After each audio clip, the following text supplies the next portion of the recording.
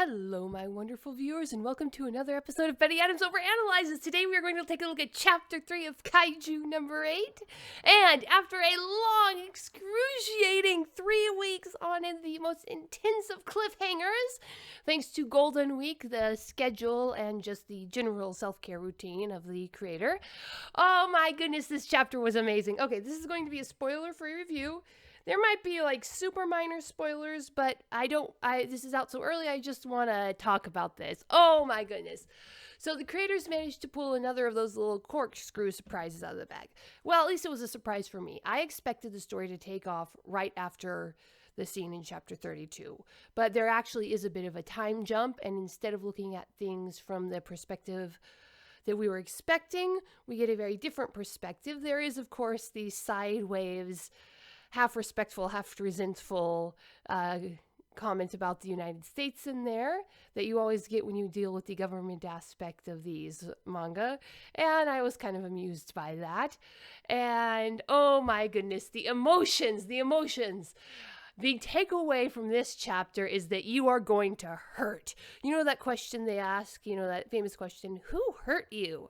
Well, it was the creator of Kaiju number 8. Oh my goodness, the emotions. They just wring your heart every which way. There's despair, there's fear, and oh my goodness, is there ever hope?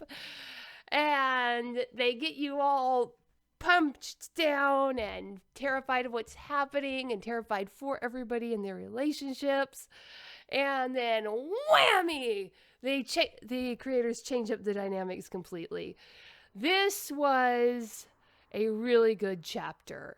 Not a lot happens in it, but it's one of those things where I had to go back and count the pages to make sure that the full amount was there. And of course it was. And there was this one moment where I was terrified that it was going to end and just be done, and it went on a few more pages. But yeah, it was really, really intense. We've got our antagonists set up, and our heroes are also all set up for the coming story. I really don't know what I can say without giving any spoilers at this point. The emotional interactions between the characters was just spot on, and the artwork, they managed to express so much in so few lines, and it's just amazing. And this can't be just the main artist, the assistants. This is a good art team. There we have these panels where it's just basically eyes, and the eyes are telling a story, and a lot of up close face scenes that are just amazing. So, what do you think? What did you pull away from this? How much is Kafka going to have to suffer? That is the question this leaves us with. Because again, this manga is not breaking any extraordinary new ground. We know where this is going to go up. We know that eventually Kaiju number 8 is going to be fighting alongside the 3rd Division of the Defense Force. But the question is, how much is Kafka and Ichikawa and Mina, how much are they going to have to suffer? And oh my goodness, how much is Vice Captain Hoshina going to have to suffer before that moment? And I'm kind of actually interested in a lot of these higher level military manga. They bring in specialists from the United States because it adds another dynamic to the team. You have an outsider, another perspective, and you can have someone who has you can bring in characters who have a good reason for psychologically reacting differently than the native Japanese characters would. And if not in the United States, Canada, someone who's visibly different. It just makes for a good team dynamic when the artist wants to mix things up again. And I actually am kind of looking forward to that because of the hints that they dropped in this chapter. And I want to see what these agents look like. Of course, what do you think? Did you pick up anything from this chapter other than how much it hurts? I had to stop reading like 4 different times just to breathe while I was reading the chapter. It was that intense. And oh my goodness, the first, and one of those times it was like on the, 2nd or 3rd page when we get to see Kafka for the first time. Oh my goodness, that is such an intense scene.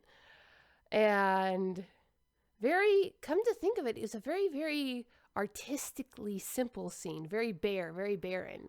And just the amount of emotion and storytelling that these creators can put into very, very simple scenes with very few lines, I just love it. One of the things that really bugs me about some manga is how detailed they are, how many lines there are per square inch on the page. And my mom would actually come and ask me if I was okay when I was reading those manga because it was so hard for me to understand. But I'm on the spectrum. And if there's too much detail, it can really make it hard for me to analyze something, to see it. And I don't have that problem with this manga. I think that's one of the reasons I love it. Even the most complex cityscape combat scenes, they're very, very simple, ultimately. A minimal amount of lines. And I just really love that. Okay, that is my spoiler-free review. There will be a spoiler review coming, probably on another day. I've got to go shopping today.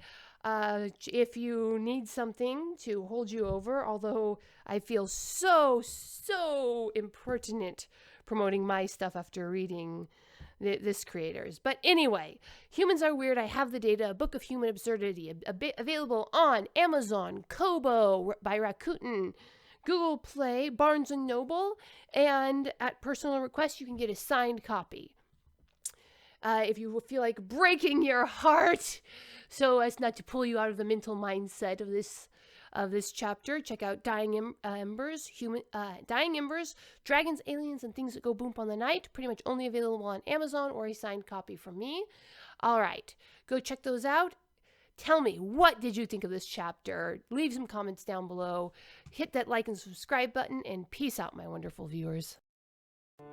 The book from author Betty Adams, Humans Are Weird, I Have the Data, is a humorous look at human behavior through the eyes of aliens. This book is arranged in separate reports or essays, documenting the experiences with humanity through the lens of the aliens who have to interact with them. This anthology of short stories and vignettes from alien points of view highlights some of humanity's quirks we can all relate to. Author Betty Adams captures how strange and interesting humans can really be. This is a fun collection of stories you will really get a kick out of. Humans Are Weird, I Have the Data, from author Betty Adams. Order your copy right now on Amazon.